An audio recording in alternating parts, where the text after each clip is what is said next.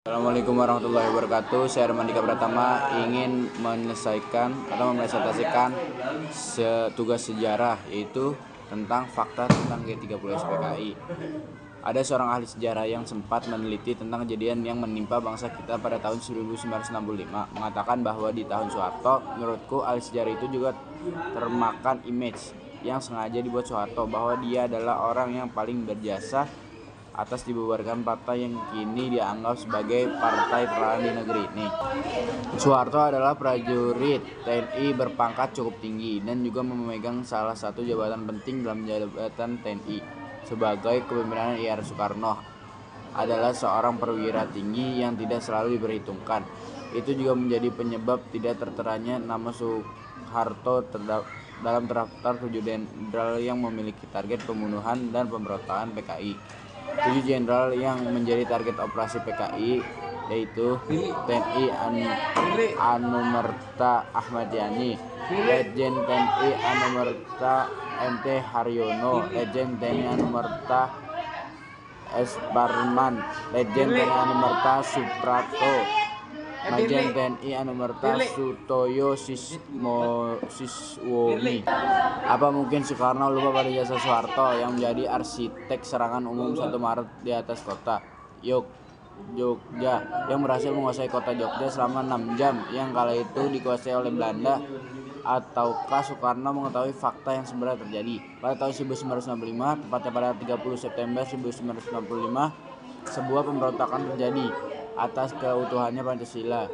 Itu kata enzim Orde Baru, namun berhasil ditumpas sebagai seakar-akarnya oleh seorang perwira tinggi bernama Soeharto.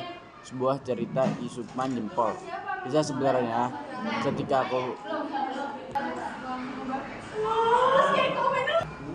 para pemimpin PKI kala itu cukup resah dengan adanya isu tentang resolusi Dewan Jenderal.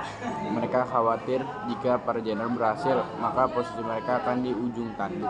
Untuk itu mereka harus bergerak cepat, berpacu tentang waktu untuk menumpas para jenderal yang terlibat dalam resolusi Dewan Jenderal sebelum para jenderal mendahulunya. Pengertian G30 SPKI, Gerakan 30 September Partai Komunis Indonesia atau biasa disebut dengan G30 SPKI adalah gerakan pemberontakan yang dilakukan PKI untuk menggulingkan pemerintahan Presiden Soekarno. Tujuan gerakan 30 September G30 SPKI yaitu pengambilan kekuasaan. Aksi ini bertujuan untuk mengincar perwira tinggi AD Indonesia. Tujuan dari PKI adalah untuk menjadikan negara Republik Indonesia menjadi negara komunis. Namun tujuan dari gerakan ini masih menjadi perdebatan dan memiliki interpretasi berbeda-beda. Berikut tujuan umum untuk kegiatan gerakan ini. Kekuasaan. Gerakan ini memiliki tujuan utama dalam mengambil alih kekuasaan pemerintahan Indonesia, di mana anggota gerakan ini terhubung dengan PKI. Tindakan ini berupaya dalam melakukan kudeta untuk merubah tata kelola politik negara sesuai dengan pandangan ideologi mereka. B. Agenda komunis. Tujuannya lainnya gerakan ini adalah untuk menggeser politik nasional menjadi lebih sesuai dengan pandangan PKI yang sosialis dan komunis, yaitu aksi penculikan. Aksi dari pemberontakan ini adalah untuk menculik serta membunuh anggota tentara Indonesia Angkatan Darat TNI AD. Penculikan yang dilakukan untuk menyebabkan meninggalnya 6 perwira tinggi dan 1 perwira menengah TNI AD. Ketujuh perwira tersebut yang menjadi korban yaitu Letnan Jenderal Ahmad Yani, Mayor Jenderal Raden Suprapto, Mayor Jenderal Mastrido Darmo Haryono, Mayor Jenderal Siswondo Parman, Brigadir Jenderal TNI Donald Ishak Prajiman, Brigadir Jenderal Sutoyo Siswominharjo, Letnan 1 Pira Andes Tandean.